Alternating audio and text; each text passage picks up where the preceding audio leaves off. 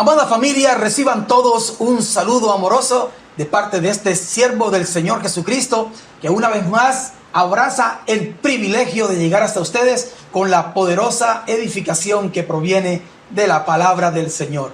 Seguimos felices después de este CADI 2020, avanzando en lo que es la edificación y sobreedificación, después de haber recibido tanta palabra poderosa que seguramente tanto a ti como a mí nos tiene avivados en el espíritu y expectantes por las cosas plenas del Señor Jesucristo en nuestra vida. Así que hoy continuamos y quiero trabajar con un tema que en primera instancia apunta a fortalecer lo aprendido en nuestra primera prédica con la que abrimos el CADI 2020. Esta palabra yo la he titulado La promesa y su cumplimiento reformador. Ya tú sabes, hay que repetirlo para agarrarlo como es. La promesa y su cumplimiento reformador.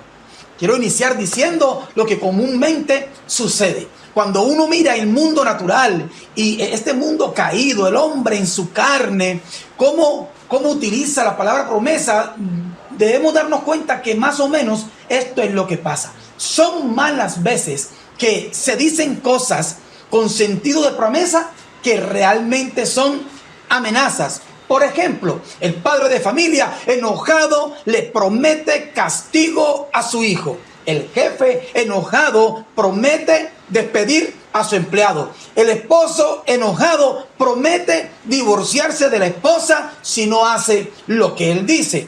El que se siente agraviado pero se cree un matón le promete a otro una paliza. En fin, el hombre natural y aún el creyente carnal ni siquiera saben qué es promesa. Por eso llaman a estas perversidades de la carne promesas. Por eso usan mal la palabra. Es decir, en realidad son amenazas, son cosas carnales, no son promesas, porque nunca se usa la palabra promesa para prometer mal. Es por esto que todo lo dicho por la boca de Dios no es promesa. Escúcheme, todo lo que salió de la boca de Dios es la palabra de Dios, pero no lo puede llamar promesa. Hay gente que lee algo en la Biblia y ya ve una promesa. Ni siquiera puede distinguir qué es una promesa. Porque lo cierto es que Dios en su palabra siempre ha comunicado a su pueblo sus diseños, sus ordenanzas, sus decretos, sus estatutos. Y en los tiempos de la ley, pues lo que hacía Dios era: este es mi estatuto y le voy a trazar cuál sería el resultado de obedecerlo y cuál es el resultado de desobedecerlo. Por eso es que si decimos que la bendición al cumplimiento, a la obediencia, no es promesa, mucho menos la maldición por causa de la desobediencia. Eso no es promesa, sencilla y llanamente, porque en esencia la promesa nunca apunta al mal. Así que abraza esa primera palabra reformadora a nuestro entendimiento. No prometo males, porque la palabra que es promesa no apunta a hacer mal, sino el bien. Miremoslo como está en la Biblia. En el Antiguo Testamento, la palabra que se traduce como promesa es el hebreo dabar, que en general el significado es decir o hablar. Por lo tanto, en algunos pasajes bíblicos se traduce dabar como si fuera promesa, pero observemos un detalle importante. Donde así se traduce, se hace la salvedad de que son buenas promesas. Un ejemplo es Josué 21:45, donde dice la escritura: no faltó palabra de todas las buenas promesas que Jehová había hecho a la casa de Israel.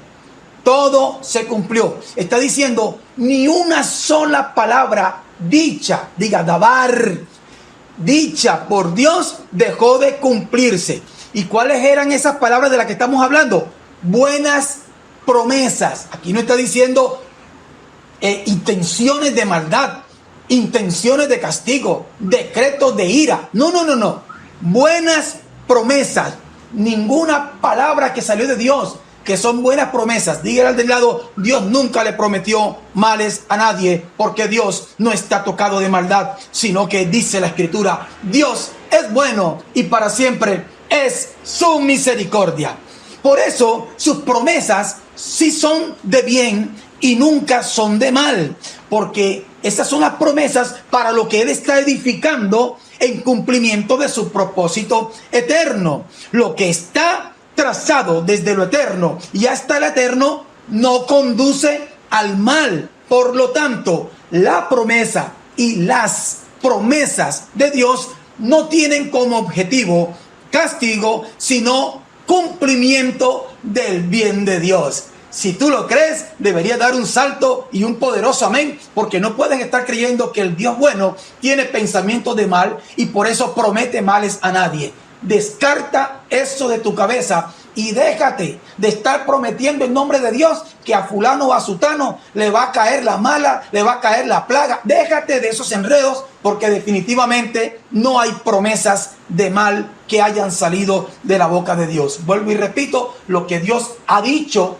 dabar, es la consecuencia de obedecer o desobedecer, pero no puedes tomar eso por promesa. Hay gente que todavía hoy sigue tomando esas palabras de Dios como promesa, pero no son promesas. Eso es importante que lo entendamos.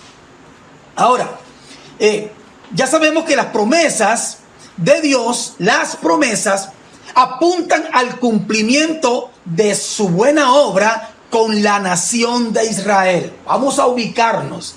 Realmente las promesas de Dios apuntan al cumplimiento de su buena obra con la nación de Israel. Diga conmigo, el Israel terrenal. Igualmente con todo terrenal que le cree, que le honra y le obedece por la instrucción de la palabra de Dios. Es decir, esas promesas, las promesas, son exclusivamente para los terrenales, para operaciones terrenales. Y estas promesas fueron dadas tanto para Israel, que obedecía, el Israel terrenal, como todo aquel que creyera. Acuérdese que los israelitas también tenían prosélitos, aunque fueran extranjeros, pero los prosélitos también podían acceder. Todo prosélito que fuera circuncidado en el judaísmo también podía acceder al cumplimiento de las buenas promesas de Dios por la obediencia. Por lo tanto, tenemos que entenderlo así. Las promesas tienen un orden para lo natural, para lo terrenal. Pero, diga conmigo, pero la promesa es otro asunto. La Escritura habla de las promesas y habla de la promesa. Así que ya sabemos cuáles son las promesas y a quiénes van dirigidas. Ahora miremos la promesa, porque este es otro asunto. Porque el cumplimiento de la promesa de Dios trajo, escúchame, por el cumplimiento de la promesa, Dios trajo a manifestación la reforma. ¿Para qué? Para poder introducir a lo celestial todo lo que fue elegido en Jesucristo. Ya no se trataba de las obras de obediencia humana a los mandamientos para tener cumplimiento en las cosas terrenales. Ahora se trataba de tomar las celestiales, abrazar, asir las celestiales que son conforme a la promesa, la cual es Cristo. Diga conmigo, la promesa es Cristo. Las promesas son dichos de Dios para el mover de la expresión terrenal del propósito de Dios. Primero con Israel y ahora con la bendita iglesia del Señor en expresión terrenal.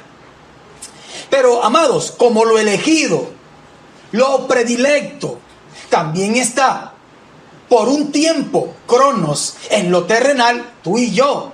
Yo por lo menos llevo 24 años en Cristo. Llevo 24 años siendo celestial, con conciencia de celestial, pero caminando entre los terrenales. Y todavía me faltan como 60 años. Igual tú, amado. Entonces, por eso, mire, Dios dice, como lo que yo elegí, mi predilecto, también participa por un tiempo cronos en lo terrenal, entonces en Cristo, que es la verdadera promesa cumplida, todas las promesas hechas al Israel terrenal son para nosotros sí y amén, y por medio de nosotros. Es lo que dice 2 Corintios 1:20, porque todas las promesas de Dios son en Cristo sí y en Cristo amén, por medio de nosotros, para gloria de Dios. Qué poderoso esto, que lo vayamos definiendo mejor. Así que sí, claro, tú y yo aquí en la tierra ya tenemos el pleno cumplimiento de las promesas, porque son dadas para los que obedecen, para los que caminan conforme a los diseños de Dios. Y usted y yo estamos plenamente capacitados en Cristo para fluir en la buena obra, para expresar la buena obra de Dios. Por lo tanto, ¿por qué te va a faltar lo terrenal? ¿Por qué te va a escasear lo terrenal? ¿Por qué las promesas para los terrenales no van a operar en ti? No, si se cumplieron en ti y en mí las celestiales, con mayor razón hoy decimos que lo terrenal ya está al dominio del Cristo. Por lo tanto, para mí es sí, para mí es amén. Nada nos falta y en Él estamos completos en cielo y tierra, mi hermano. Dile al que está a tu lado, no temas. Están cumplidas esas promesas y se manifiestan en la tierra por medio de nosotros como un asunto cotidiano en el andar terrenal. Quiero que ubiques eso. Ya fue cumplido. Esto no es para angustia nuestra. Nosotros no estamos pendientes. ¿Será que si me porto bien, cómo? ¿Será que si me porto bien, tengo bendición? No. El asunto es por la promesa. Las promesas fluyen naturalmente en ti, vienen a ti, son atraídas a cumplirse en ti y a través de ti, sencillamente porque estás en Cristo Jesús y en Él todo fue sí y amén, para que no temas, para que no andes enredado. Por eso Pablo decía, no, yo sé vivir en la escasez y sé vivir en la abundancia, porque a mí esas promesas me llegan y yo las manejo y las gobierno con entendimiento de que en Cristo Jesús todo me será proveído. Entonces creo que es bueno profundizar en el entendimiento de qué es la promesa. Vamos a mirarlo primeramente en nuestro diccionario terrenal, como para ir ubicando el pensamiento. ¿Qué es una promesa según el diccionario? Dice que es un ofrecimiento solemne de cumplir con fidelidad algo que se dice y de un modo determinado o fijo. Esto es tremendo.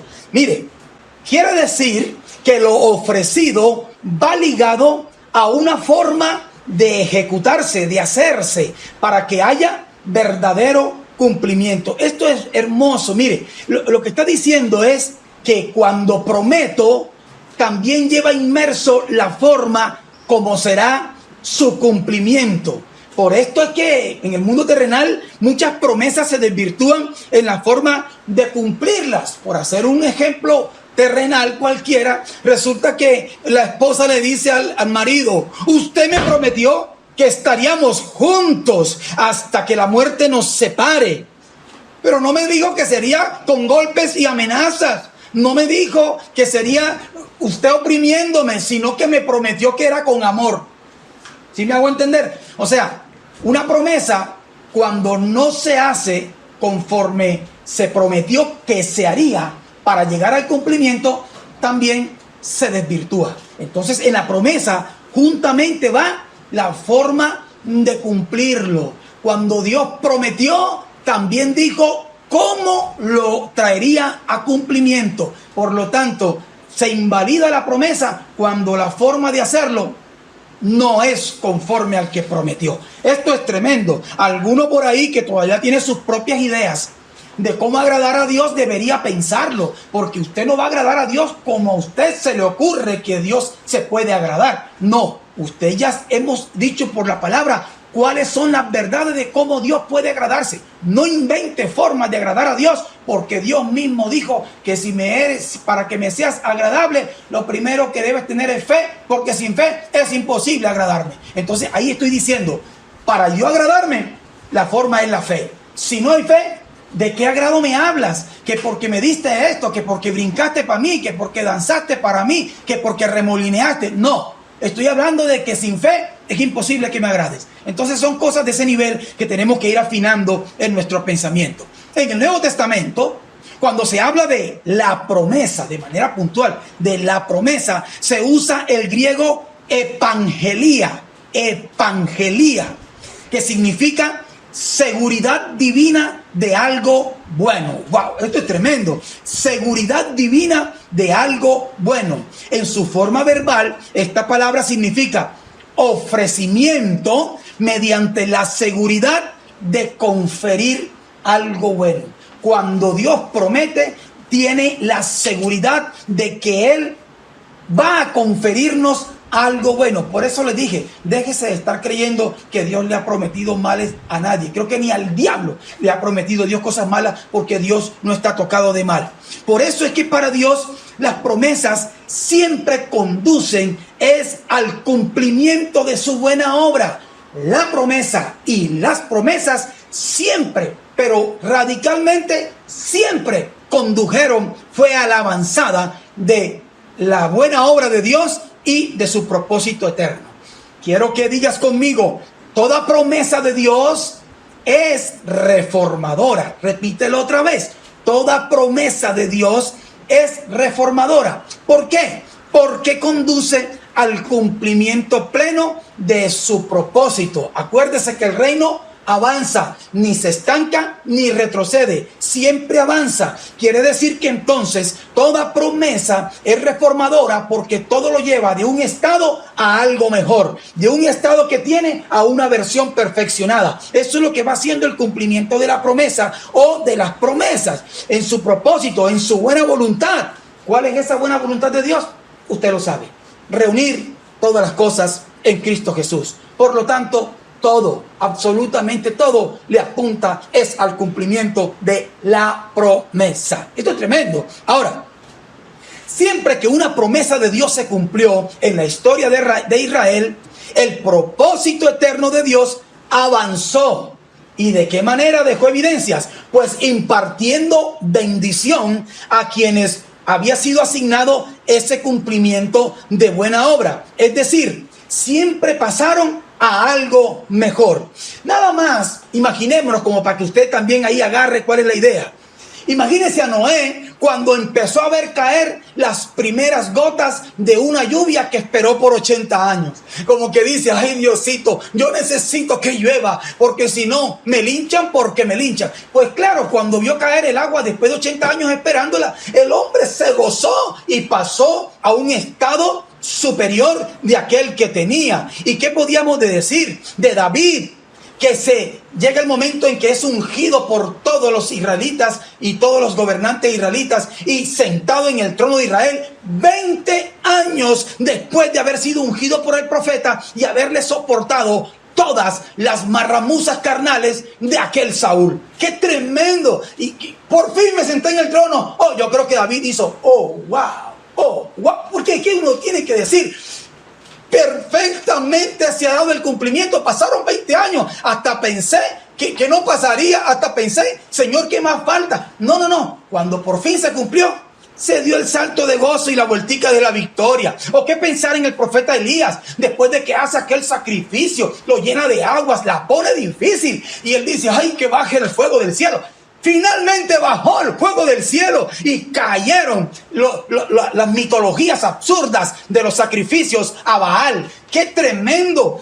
Me imagino el gozo. ¿Y qué tal el gozo de los deportados de Israel cuando escuchan allá en Babilonia que el rey Darío de Persia los quiere enviar, les está dando carrozas, y el decreto dice que vuelvan los israelitas a su amada Jerusalén? Dice uno: se cumplió lo que decían los profetas. Aleluya. No sé si usted me está comprendiendo, pero me pongo a pensar en aquella María y los apóstoles cuando supieron por el mensaje del ángel que el que había muerto resucitó. Oh, wow. ¿Usted se imagina tanta expectativa y tanta mala expectativa que había sobre la resurrección del que habían crucificado? Wow, aquellos 3 días eran altísima tensión. Oh, nervios de punta. Ay, Dios mío, que se cumpla esa promesa. y resucitó. Yo no sé si usted se imagina el gozo de aquellos. La Biblia los describe corriendo a dar la buena nueva a los que esperaban el cumplimiento. ¡Qué bendición! Eso es lo que quiero que tú en esta hora me comprendas. El punto que estoy trazando es que las promesas anuncian reformas de avanzada en el propósito, pero el cumplimiento de esas promesas traen a manifestación las reformas. La promesa dice habrá reforma, pero cuando se manifiesta el cumplimiento, entonces la reforma se cumple y entra en operación. Así fue como Dios, también vemos en las Escrituras, que prometió darle descendencia de Abraham, a la descendencia de Abraham, la tierra de Canaán. ¿Usted se acuerda de eso? Dios le prometió que a sus descendientes, allá en la montaña, cuando Él mira lo que está al norte, al sur, oriente y occidente, toda la tierra que ves la daré a ti y a tus generaciones. Era la tierra de Canaán. Y Dios dijo, te la daré como una nación grande. Y entonces, ¿qué hizo Dios? Pues mire lo que hizo Dios. Para poder cumplir esa promesa, tuvo que llevar a la familia de Jacob a Gosén. Diga conmigo, tierra egipcia. Era tierra egipcia, pero escuche bien, mire los detalles. Era una tierra transicional, porque Dios no le prometió a Abraham que llevaría a su pueblo a Egipto, sino a la tierra de Canaán. Pero hubo que hacer todo este proceso. Dígale al de lado, las reformas son procesos y no simples sucesos. Entonces Dios promete darle a la descendencia de Abraham toda la tierra de Canaán, pero para eso primero lo lleva a Gosén, tierra egipcia. Y en esa tierra egipcia, esa no era la tierra de la promesa. Eso no es lo que Dios haya prometido. Y luego tienen que pasar 40 años en el desierto para poder ir rumbo al cumplimiento de la promesa. Pero el desierto tampoco era la promesa. ¡Wow! Tremendo. Esto es sombra y figura de lo que tú y yo, la iglesia de Cristo, vivimos, porque la tierra prometida nuestra es Cristo. ¿Y qué pasó primero? Primero nos manifestamos en un tiempo de vida destituidos de la gloria de Dios, pero expectantes de la promesa. Así que un día tuvimos por gracia la oportunidad de recibir a Cristo con la verdad de la reforma. Pero déjame decirte, aún estando en este mundo, seguimos esperando mejores promesas en las que se sustenta su nuevo pacto, porque estas mejores promesas nos llevan a la patria celestial, a Jerusalén, la celestial. Es el mismo caso. Ellos deambularon en Gosén, luego de 430 años esclavos en Egipto, van a un desierto y pasan 40 años más, pero ninguno de esos dos escenarios son la promesa. La promesa es la tierra prometida. Pero miren esto tan tremendo. En el caso de Israel, la reforma que los llevaría de pueblo a nación era todo un proceso. No es lo mismo un pueblo nómada en el desierto que una nación establecida en el territorio de la promesa. Déjame decirte, esto equivale a, no es lo mismo ser llamado que ser parte de los escogidos. ¡Wow! No es lo mismo, porque el evangelio será anunciado hasta lo último de la tierra. Así que los llamados, Dios quiere que sean todos. Pero el problema es que yo no quiero ser parte nada más de los llamados. Yo quiero, por el llamado, ser parte de los escogidos en Jesucristo. No es lo mismo, usando el lenguaje de Pablo, ser parte de los todos que ser parte de los muchos elegidos en Él, generación tras generación. Ahora, mire esto, para que se cumpliera aquella promesa en Israel, Dios tenía que liberar a Israel de la esclavitud de Egipto. Y luego tuvo que liberarlos de la esclavitud de su alma y de su mentalidad, sepultando, mire la manera, sepultando la generación adulta que era rebelde. ¡Wow! Y esta generación adulta y rebelde es sombra y figura del viejo hombre con mentalidad esclava. ¿Y para qué lo hizo? Dios lo hizo para que la nueva generación, la que entró con José, que es sombra y figura de la nueva creación, del nuevo hombre, pudiera disfrutar del cumplimiento de la promesa, entrando a la tierra que fluye leche y miel. ¡Wow! No sé si me estás comprendiendo. Todo esto es sombra y figura. El proceso del desierto es lo mismo que hemos vivido tú y yo en la cruz de Cristo. La sepultura del viejo hombre para que entonces disfrute de la promesa que es Cristo a plenitud, el nuevo hombre, la nueva criatura. Dale un aplauso a Dios ahí donde estás, de del lado. Quiero que entiendas, porque esto no es un evangelio de historietas infantiles. Esto no es un evangelio de rudimentos religiosos. Aquí lo que hay es sabiduría de lo alto, que es la que nos da verdaderamente la genética de Dios. Sin conocimiento de Cristo no hay tal divina naturaleza. No la hay, porque esto no es un asunto de un diosito mágico. Esto es un asunto de una verdad que se hace espíritu y vida en los que creen. Así que debemos comprender que el cumplimiento de todas aquellas promesas que Dios les iba dando a los israelitas para que avanzaran, era para preservar por medio de ellos la esperanza en el cumplimiento de la promesa. Vuelvo a repetirlo. Todas aquellas promesas que Dios le iba dando paso a paso al proceso de Israel tenían que ver era con la preservación de la esperanza en la promesa. Las promesas a los israelitas se cumplieron para preservar la expectativa, la esperanza en la promesa.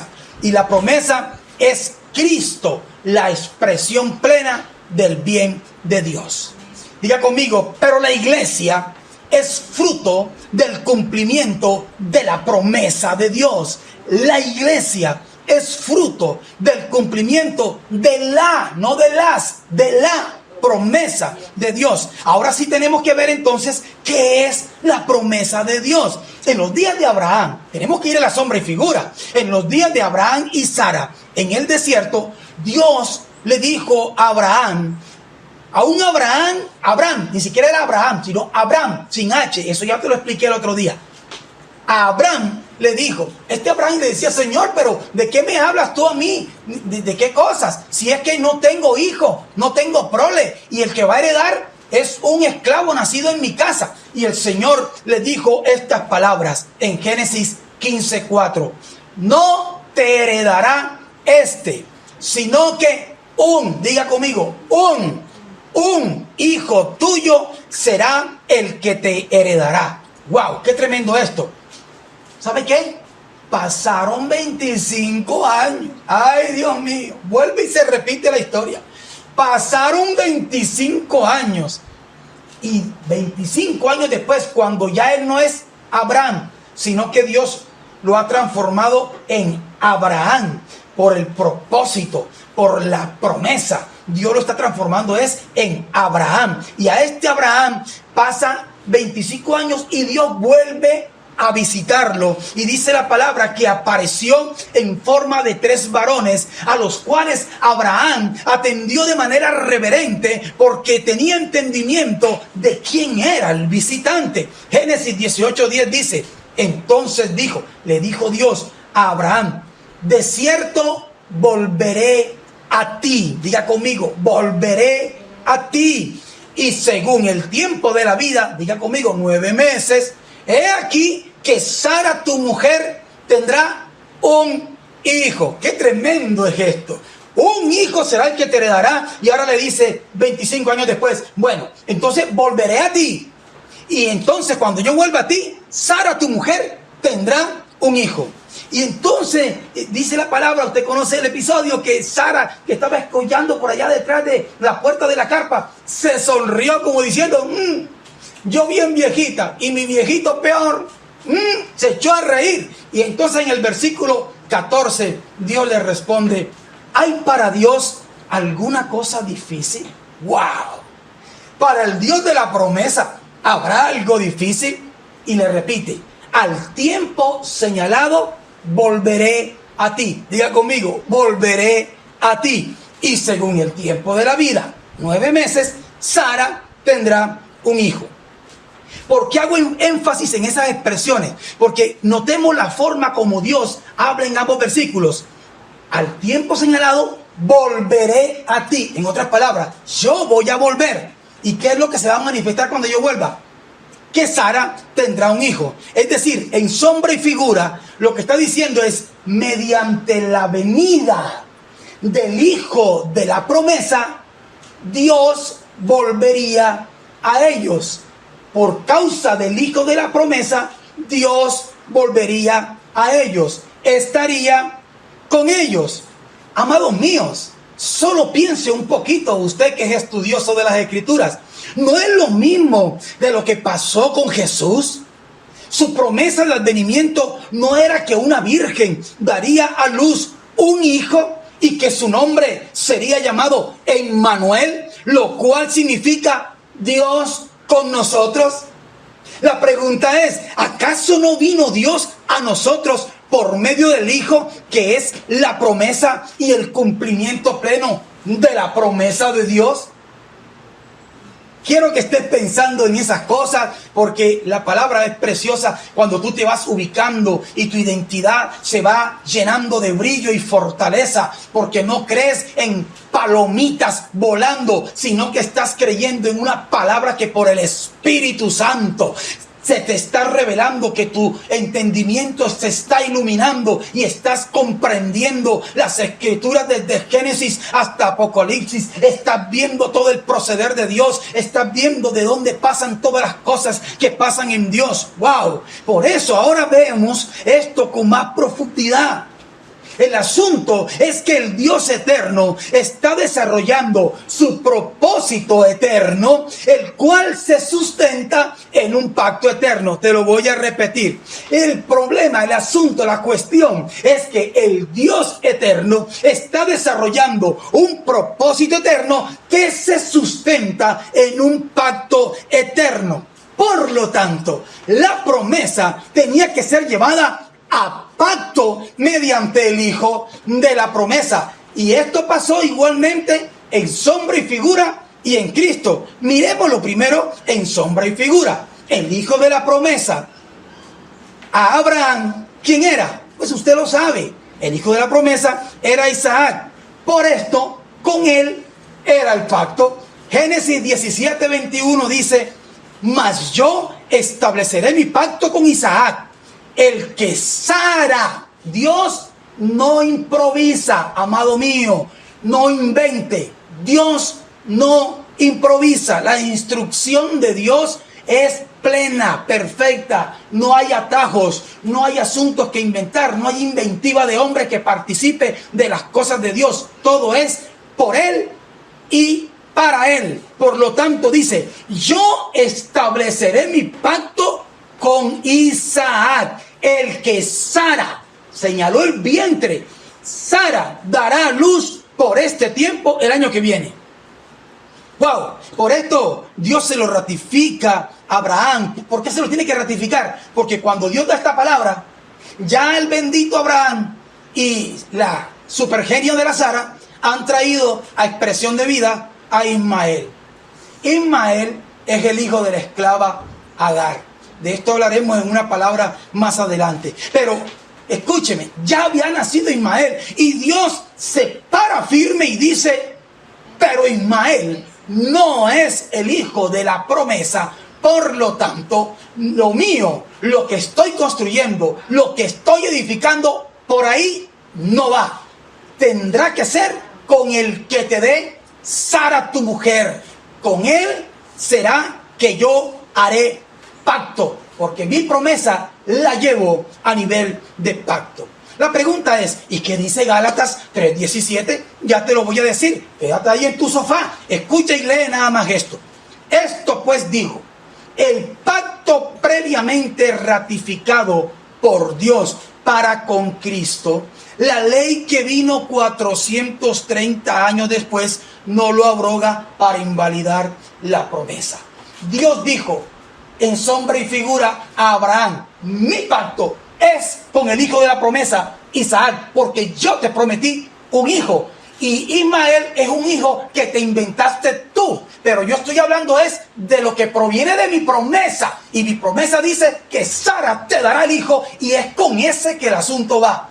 Pasó lo mismo cuando vino Jesús a la tierra. El pacto estaba ratificado, era con Cristo. No invente nada, no invente santos, no invente muñecos, no invente figuras. El pacto fue ratificado entre Dios y su Cristo, el Hijo de Dios. El pacto, diga conmigo, es con el Hijo de la promesa, ya no en sombra y figura, como fue en Israel, en el Israel terrenal, sino en pleno cumplimiento, porque el Hijo es el Verbo de Dios, y toda palabra de Dios se cumplió en el Hijo. El pacto eterno es con el Hijo Jesucristo, por eso Él es el que derramó como Cordero de Dios la sangre del pacto eterno. Amado, quiero que estén mirando, porque lo que Dios nos está afirmando es: échale ganas a comprender lo que yo reformé. Lo que vivió Israel no participa de este asunto para plenitud, porque lo que entra a plenitud fue lo que yo reformé en el pacto ratificado con mi Hijo. No en aquel pacto, sino en este pacto. ¡Wow! Esto es tremendo. Vamos a seguir echándole ganas. Espero que usted no le dé dolor de cabeza en este día. El apóstol Pablo entonces comienza a explicarnos magistralmente en Romanos 9 de qué se trata esto. Y quiero leer primero los versículos 6 al 9. Romanos 9, 6 al 9. Dice: no que la palabra de Dios haya fallado, porque no todos los que descienden de Israel son israelitas. Diga conmigo: no todos los que descienden de Israel son israelitas, ni por ser descendientes de Abraham son todos hijos, sino en Isaac te será llamada descendencia, porque Isaac era el hijo de la promesa. Esto es, no los que son hijos según la carne son los hijos de Dios, sino que los que son hijos según la promesa son contados como descendientes de Dios, porque la palabra de la promesa es esta. Mire la palabra de la promesa: por este tiempo vendré y Sara tendrá un hijo. Es decir, la palabra de la promesa es mediante un hijo. Se dio para producir la nación de Israel mediante Isaac, pero en la iglesia solo puede ser dado por medio de un hijo, el Hijo, el unigénito del Padre Jesucristo. Usted sabe que Isaac también fue el unigénito de Abraham. Abraham en la promesa es el unigénito, porque primero tuvo a Ismael, pero no fue contado. No. Usted lo sabe perfectamente. Vamos a avanzar con esto. Veamos los aspectos reformadores y trascendentes de esta palabra. Número 1. No todos los que descienden de Israel son israelitas. Amado, échele ganas a esto. El apóstol está explicando que la razón, escúchame, el contexto del apóstol es por qué Israel rechaza la verdad de Cristo. Ese es lo que Pablo viene hablando en esencia, lo que viene trazando. ¿Por qué Israel está rechazando la verdad del Cristo? Entonces él está diciendo, la razón del rechazo de Israel a Cristo, la promesa, es que aún los oyentes que se creen israelitas en la sangre no creen la verdadera promesa que les fue hecha y llevada a pacto. Ellos no podían entender de qué se trataba el asunto. Estaban anclados y aferrados a un asunto sanguíneo. Esta promesa era una manifestación de gracia. Escúcheme, esa promesa que Dios le dio a Abraham, ¿Abraham qué hizo para merecerla? ¿Abraham qué hizo para tenerla? Nada. Fue una oferta de gracia. Fue algo que Dios, de su propósito mismo, sacó y le dijo a Abraham: haré de ti una nación grande. Eso fue un asunto de gracia. Por eso dice la Escritura que creyó Abraham a Dios y le fue contado por justicia. Su fe operó para justicia. ¿Por qué? Porque el hombre creyó. Quiere decir esto que aún la promesa Abraham la recibió por fe. no por una obediencia ciega ni por una imposición extraña, la abrazó con fe. Y el problema es que estos israelitas no tenían cómo aferrarse a la verdadera esperanza, porque la esperanza que ellos creían estaba perdida. Jesús vino a predicar con un pueblo que estaba esclavo de un imperio. Jesús vino a predicarle a gente llena de demonios, llena de gente lunática, gente llena de lepra. Jesús vino a ver prostitución por todos lados. Jesús no vino a ver nada perfecto, vino a ver un completo caos en ese tiempo, y los israelitas eran conscientes de esa debacle. No se parecía en nada, ni siquiera a las promesas de Abraham. No tenían aliento para abrazar, porque tenían que tener fe, tenían que abrazar con esperanza y fe. Y estos israelitas, déjeme decírselo así de esta manera, estos israelitas no tenían en su sangre la impronta del patriarca. No, sino que lo que tenían era la mera genética natural. Y para eso solamente medio les alcanzaba el entendimiento de algunas cosas, pero no de estas cosas reveladas. ¿Por qué? Se lo voy a decir. Porque la fe no se lleva en sangre humana. Se lo voy a decir otra vez. La fe no se lleva en sangre humana. Tu hijo no será creyente porque tú crees. ¡No! Bájese del burro. Por eso es que mucha gente se mete en problemas con sus hijos, porque están creyendo al estilo Job, que toca ponerse a orar por si acaso mi hijo se ha equivocado. No, señor, póngase a predicarle a su hijo, póngase a enseñarle la verdad presente a su hijo, y no deje que el mundo se lo instruya como le dé la gana. Eso es lo mismo que está pasando aquí. Los israelitas creían que ellos podían echarle mano a la promesa de un Mesías mediante la sangre. Pero la verdad es que la fe no se lleva en la sangre, sino que se lleva ¿dónde?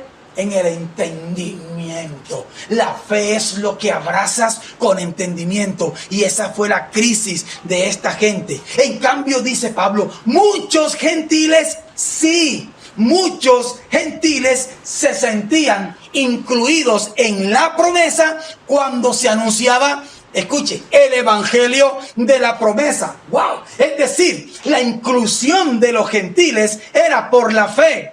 Y esa inclusión era producto de revelación y reforma. Pablo predicaba, los apóstoles predicaban, y ellos, los gentiles, estaban escuchando esta palabra de revelación. Y entonces ellos, por la fe, se sentían incluidos en la promesa. Los israelitas escuchaban la predicación y decían, pero nosotros tenemos derecho a la promesa por Abraham. Y él decía, no, papito, no es un problema de Abraham, es un problema de la fe, es un problema de abrazar con revelación la reforma. Por esto es que Pablo, cuando hablaba en las sinagogas, decía, varones israelitas. ¡Wow! Me encanta, le está diciendo, ojo israelitas, porque ustedes se creen israelitas, pero no todos los descendientes de Israel son israelitas. No, señor. Por eso en Hechos 13:32 dice, y nosotros también os anunciamos el evangelio de aquella promesa hecha a nuestros padres. ¡Qué tremendo! Yo digo, Dios mío, qué sabiduría la tuya, mi Rey de Gloria. Pablo dijo, les vengo predicando a ustedes, señores israelitas, ¿cuál es el evangelio? ¿Qué es evangelio? La buena nueva de aquella promesa. La buena nueva de aquella promesa es la promesa Cristo. Eso, de eso es lo que estoy hablando. Y estos morrongos decían, cogían la barbota. No, parece a tanta gente que yo veo por ahí. Está uno tratando de explicar el evangelio eterno. Está uno tratando de explicarle la verdad presente. No, porque mi santo jabolengo del año de Tangamandapia. Oh, no. Oh, como me enseñó el pastor Chancleto. Oh, no. Qué tremenda cosa. Al peor estilo de los judíos. Ellos, aunque sea, tenían alguna cosa antigua a la que aferrarse, pero gente de nuestras naciones, más latinos, una mezcla de español con indígena, y ahora nos creemos que si es Cristo, yo tengo otras cosas en que creer. La misma locura. Pablo dice, no, vengo anunciando el evangelio de aquella promesa. La promesa es una. Y ustedes no la comprendieron, la vivieron en sombra y figura, pero ahora ha sido revelada la verdadera promesa. Y vengo a decirle que esa verdadera promesa es la buena nueva de aquella promesa antigua. Y no creían. ¡Wow! ¡Wow! Déjame decirte, el punto es que la promesa llevada a pacto era con Abraham y su descendencia. Es decir, el pacto fue ratificado con Isaac y con Jacob. Y cientos de años después fue ratificado con David, escuche lo que le voy a decir, para cumplimiento eterno en Jesucristo. Recuerden que por esto Jesús es llamado Hijo de David. Es la razón. Vamos a pensar un poquito en eso. Lo que intenta decirnos Pablo es que el único rey considerado en el linaje y descendencia conforme a la promesa y el pacto era Jesús, del que se creía hijo de José, efectivamente hijo de María, ambos del linaje de David.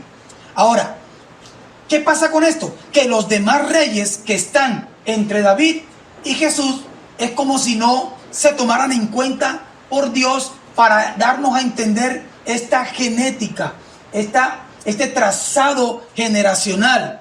Por eso es que en Hechos 13:23 se dice, hablando de David, de la descendencia de este, y conforme a la promesa, Dios levantó a Jesús por Salvador de Israel.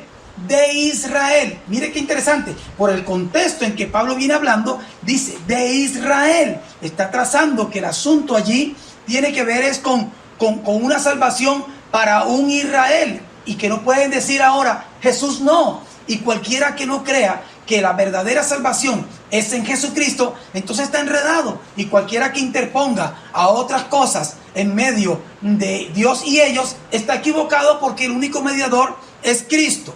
La segunda cosa importantísima que está diciendo el versículo que estamos trabajando, dice, es que tampoco por ser descendientes de Abraham son todos hijos. Qué interesante, vea. Usted y yo sabemos que Abraham tuvo descendencia en Ismael. Y sabemos que estos ismaelitas no son hijos por no hacer parte de la promesa. Es decir, por la elección de la genética que proviene de la promesa. No son hijos de Dios los descendientes conforme a la carne, sino conforme a la promesa. Y la palabra de la promesa, ya usted sabe que era con el hijo de Sara, o sea, Isaac. Pero para cumplimiento pleno de la promesa, en Gálatas 3:16, Pablo trae revelación que aunque la promesa fue hecha a Abraham y a su simiente, y dice que es apuntando como a una, no a muchas, más bien como a tu simiente, la cual es Cristo. Qué tremendo. Lo que está diciendo Pablo es, la promesa le fue hecha a Abraham y a tu simiente, Abraham.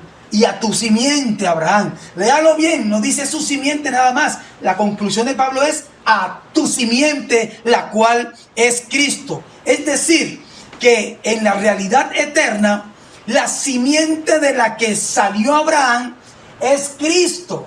En la realidad eterna y celestial, en el propósito de Dios, Abraham no sale nada más que de Ur de los Caldeos. Abraham sale en entendimiento por causa de la promesa, es de la simiente Cristo. Qué interesante, porque en lo terrenal, Jesucristo sale de la simiente humana de Abraham, porque de Abraham son los patriarcas Isaac y Jacob, y de Jacob las 12 tribus, y de las 12 tribus Judá, y de Judá José y María, y de ellos dos Jesús de Nazaret. Entonces está diciendo, no sé si usted me está comprendiendo lo importante de esto. Vea, ahí lo que yo veo es un salto de genética divina desde el padre de la fe, porque Abraham es padre de la fe en los circuncidados y en los incircuncisos. Escúchame, de ese padre de la fe Abraham hay un salto genético en genética divina hasta Cristo. Y de Cristo para allá es que sale toda la familia de Dios. Mire esto, al final lo que estoy viendo es Cristo, simiente de la que sale Abraham, o sea, Cristo, creador del Abraham, el creador, el que es creado para un pueblo y una nación terrenal, pero también se convierte en la genética natural de donde sale Cristo. Así que finalmente es Cristo antes de Abraham, Cristo simiente de Abraham, Cristo la iglesia, la casa de Dios, la Jerusalén celestial. Una sola genética fundamentada estrictamente en la fe. Por eso, al comienzo está Cristo como simiente de Abraham y luego Cristo como el ascendiente de todos los hijos de Dios. Como ya dijimos en el Cádiz, Cristo es el ascendiente de todos nosotros que estamos en su cuerpo, la iglesia de Jesucristo. Siempre lo que se cumplió fue una genética divina, aún teniendo en medio la expresión terrenal de aquel Israel. Y aquel Israel no lo vio, como hoy mucha gente en impiedad se resiste a verlo. Pero la buena nueva de aquella promesa hecha a Abraham es Jesucristo el Señor. La tercera cosa, y con esto cerramos, es que ser hijos de la promesa es para Israel y para los gentiles. Ahora, ser hijo de la promesa es ser hijo de la gracia. ¿Por qué? Porque la promesa se recibe creyendo. La promesa le fue dada a Abraham siendo incircunciso, pero la abrazó creyendo y por eso, por su fe, le fue contado por justicia. Amados, la promesa se recibe por la fe. Dígalo conmigo. La promesa se recibe creyendo. Es por la fe, aferrados a la esperanza del cumplimiento pleno del que prometió, y está escrito que el que prometió es fiel. Por lo tanto, tu fe no debería ser jamás tambaleante, sino firme. Marchamos al esplendor, al cumplimiento pleno de la promesa que es Cristo. Los judíos e israelitas en los días del Señor, el Señor Jesús en la tierra, ellos trataban de aferrarse a la promesa por la línea sanguínea de Abraham, y por eso ellos se autodenominaban hijos de Dios. Pero por su incredulidad, Jesús siempre les salía al paso diciéndoles que Abraham era padre en la fe de los circuncidados y de los incircuncisos. Es decir, era un asunto real en paternidad de fe, paternidad de fe. Es decir, para israelitas y gentiles es lo mismo. El cumplimiento de la promesa, el advenimiento de la promesa, aferrarse a la promesa, disfrutar del perfecto cumplimiento de la promesa, es por la fe. Por esto, el asunto es que aquellos hombres no tenían esa fe. Los que vieron a Jesús manifestarse, los israelitas y que vieron a Jesús manifestarse, no tenían esa fe. Solo unos cuantos, y la Biblia se encarga de que quede claro quiénes fueron. Es más, muchos gentiles, como el centurión romano y unos cuantos más, Dios se maravilló de que ellos sí vieran lo que muchos israelitas no vieron. Hoy está pasando lo mismo. Uno se maravilla de que haya gente que sí reciba esto y que multitudes lo desprecien abrazando sus ideas carnales. ¡Wow! Esto es tremendo. Déjame decirte, aquellos hombres no tenían fe, porque lo que es de fe no es de naturaleza humana. Se aferraban a lo humano, por eso no tenían manera de abrazar por fe. Hoy sigue pasando lo mismo. Que no te pase a ti, que no le pase a los que tú amas. Ojalá no le pasara a ningún hombre en la tierra. Es el deseo genuino de Dios que todos procedieran al arrepentimiento. No es un asunto de entendimiento y razonamiento humano, es por la divina naturaleza. Por eso es que en Juan 8:43 Jesús les decía a aquellos israelitas: ¿por qué no entendéis mi lenguaje?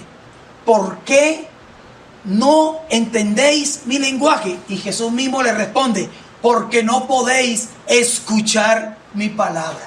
¿Por qué no entiendes mi lenguaje? Porque no puedes escuchar mi palabra.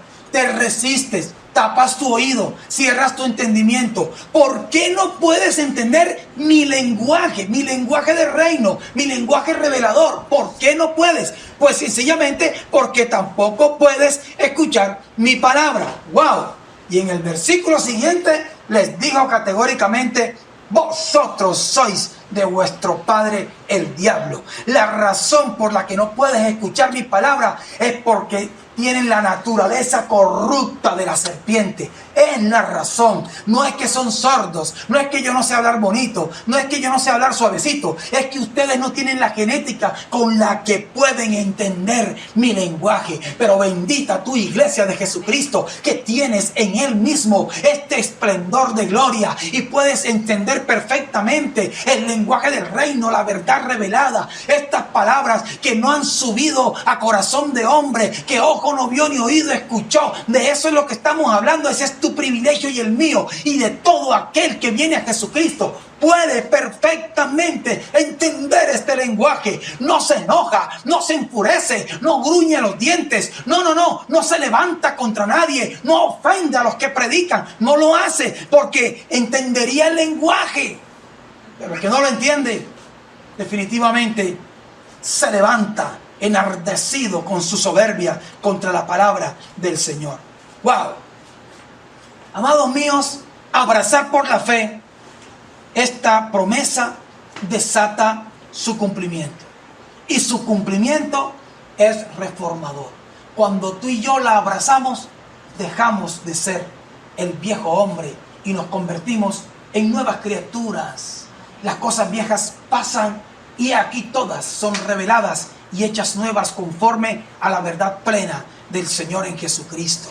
Es reformador. Echarle manos a la perfecta promesa, al cumplimiento pleno, es reformador. No se tiene este cumplimiento, hermano. No podemos decir que estamos en pleno cumplimiento para quedarnos en la misma condición de terrenales que asisten a culto. No se tiene este linaje para pertenecer a cierta religión. No, solo se tiene cuando por la iluminación del Espíritu vamos yendo en entendimiento por este propósito eterno, llevando al entendimiento del pacto y viendo el cumplimiento pleno en el nuevo pacto que es en Jesucristo.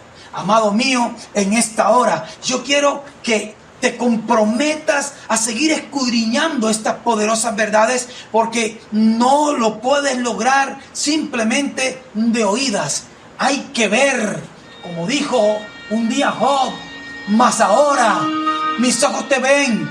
No es de simple oídas, sino que el oír de la palabra de Dios tiene que ser por el Espíritu de resurrección. Oh, bendito sea el nombre del Señor. Yo quiero decirte, no te quedes allí.